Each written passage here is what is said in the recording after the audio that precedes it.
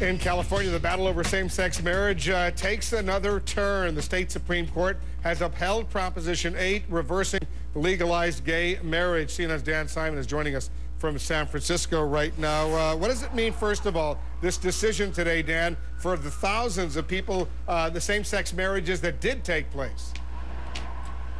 Well, Wolf, this is the same California Supreme Court which only last year ruled in favor of same-sex marriage. Then voters had their say with Proposition 8. And what the justices are basically saying in this ruling is that they have no business overturning the will of the majority. They streamed out of the courthouse holding the thick 136-page ruling, quickly scanning the pages. Moments later, hundreds of gay rights activists began chanting in "Shame on you," their words directed at the state Supreme Court justices who upheld Proposition 8. By a 6-to-1 margin, the court ruled it does not violate the California Constitution, the country's largest state. It's absolutely outrageous that in the United States of America, at this day and age, that the Constitution is able to deny the rights of Americans. To Prop 8. All right, we're having some technical problems, Dan, with your piece, but let's move this story forward. The Supreme Court, the highest court in California, rules that Proposition H, which reversed same-sex marriage, that stands. But what happens next?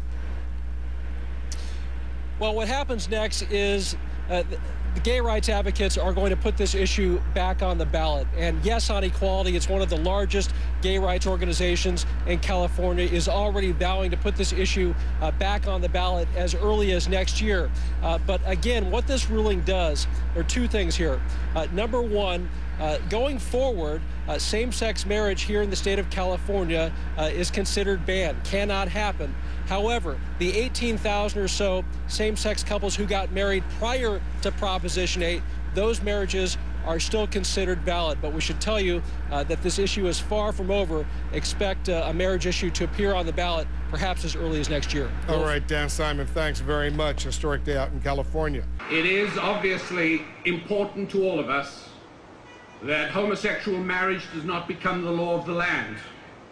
Let me tell you that for every logical argument we can bring to show that it's a very bad idea, the other side, spreading the stain of secular socialism, will bring 3 better arguments that it's a very good idea, and then it's simply our argument against theirs.